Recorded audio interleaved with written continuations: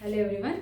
So today we are going to discuss our next theory of motivation, that is your incentive theory of motivation. In our previous class we have already discussed the three theories of motivation, that is your intrinsic theory of motivation and your arousal theory of motivation and drive reduction theory of motivation. And today we are going to see your incentive theory of motivation. As you have seen that the arousal theory of motivation is based on your internal stimuli. आपके अंदर की इच्छा के अंदर है वो internal stimuli के ऊपर डिपेंड करता है, जबकि जो ये आपकी इंसेंटिव थ्योरी ऑफ मोटिवेशन है it depends on your external stimuli, यानी कि एक्सटर्नल बाहर की चीज़ें जो है आपको कितना मोटिवेट कर रही है, कितना स्टिमुलाई हो रहा है। ठीक है, ये क्या करता है that pulling us towards some behaviour, किसी के बिहेवियर की तरफ में देख करके आप प्रभावित हो रहे हो, आप उन्हीं की तरह बनना चाह रहे हो, आप किसी इन्वायरमेंट में या किसी और पर्सन की जो पर्सनालिटी है उसको देख करके आप मोटिवेट हो रहे हो, तो ये है आपका एक्सटर्नल स्टिमुलाई से मिलके बनता है, that this is your incentive theory. अब ये इंसेंटिव में यहाँ पे क्या है, मोटिवेशनल वेरिएबल जो है, एक मोटिवेशनल इंसेंटिव जो है आपका एक वेरिएबल की तरह काम कर रहा है, एक चीज़ की तरह काम कर रहा है जो कि है मोटिवेशनल वेरिएबल। ये कहा था आपको केनेथ स्पेंस ने कहा था। ओके, नाउ इंसेंटिव भी क्या है आपका, it's a product of other reinforcement variable.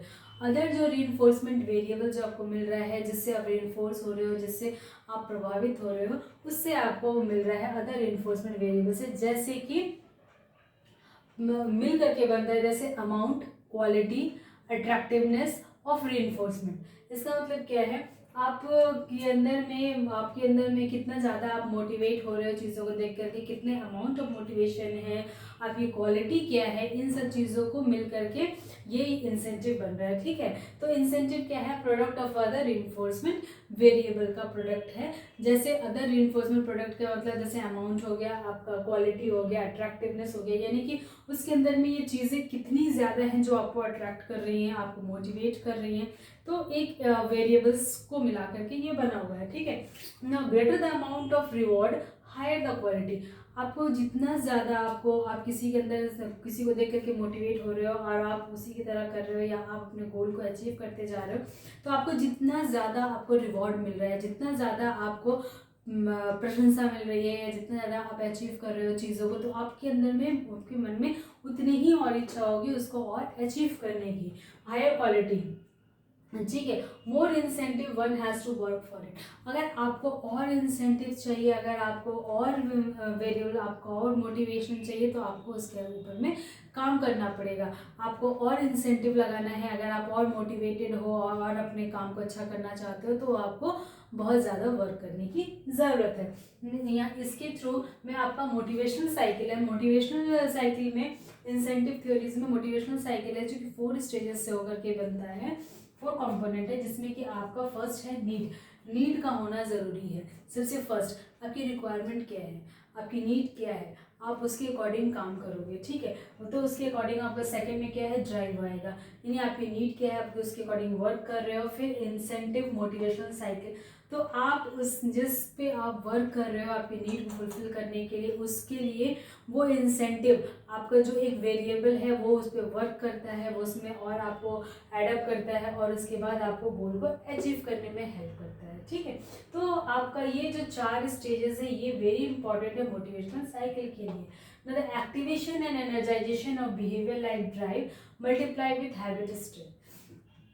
आपका जो एक्टिवेशन एंड एनर्जाइजेशन है, यानी कि आप अपने गोल को लेकर के कितना ही ज़्यादा, आपको जो नीड आप कितना फुलफिल कर पा रहे हो, आप अपनी चीज़ों के लिए कितना कॉन्शियस हो, इन सब चीज़ों से अगर आप अपने गोल को अचीव करने के लिए बहुत ज़्यादा कॉन्शियस हो, बहुत ज़्यादा आप मोटिवेटेड हो, तो आप उस पर और वर्क करोगे तो आपके जो नीड है वो फुलफिल करने के लिए वो ड्राइव एक्टिवेट होगा। अगर वो पॉजिटिव में जाएगा, वो रिजल्ट पॉजिटिव आएगा, तो आपको और इंसेंटिव्स की ज़रूरत होगी, आप और इंसेंटिव्स दोगे और आप उसको और फुलफिल करोगे अपने गोल को रीच करने के लिए। अगर आपको वहीं पर निगेटिव रिइंफोर्समेंट हो जा रहा है, निगेटिव आपको फीडबैक आ रहा है, निगेटिव रिवॉर्ड आ रहा है, तो आप क्या करोगे, आपका वहाँ पे प्रोसेस स्लो डाउन हो जाएगा। तो इसीलिए आप अपने गोल को अचीव करने के लिए, नीड को फुलफिल करने के लिए क्या होगा, आप और उसी तरह के जो ड्राइव्स है, उसी तरह के जो वर्क है वो आप कलेक्ट करोगे, वो आप वेरिएबल्स आप कलेक्ट करोगे, वेरिएबल्स के थ्रू आप करोगे, और उससे क्या है, आपके इंसेंटिव्स और बढ़ते जाएंगे और आपके गोल को अचीव करने के लिए हेल्पफुल होगा।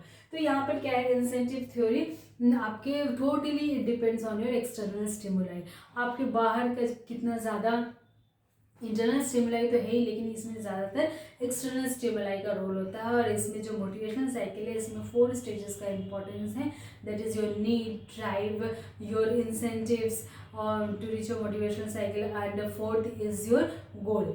ठीक है, तो इसमें और क्या है, इंसेंटिव को मोटिवेशनल वेरिएबल भी बोला गया है। एक मोटिवेशन एक वेरिएबल की तरह इंसेंटिव काम कर रहा है। आपका जो मोटिवेशन है, आपके अंदर में जितनी मोटिवेशन, अगर उसमें थोड़ी सी गोल अचीव करने में कमी आ रही है तो उसको फुलफिल करने के लिए हेल्प कर रहा है। इसलिए हम इंसेंटिव को एक वेरिएबल की तरह लेते हैं और अपने फील्ड को अचीव करने के लिए इस पर हम और ज़्यादा से ज़्यादा मेहनत करके, वर्क करके अपने गोल को अचीव करते हैं।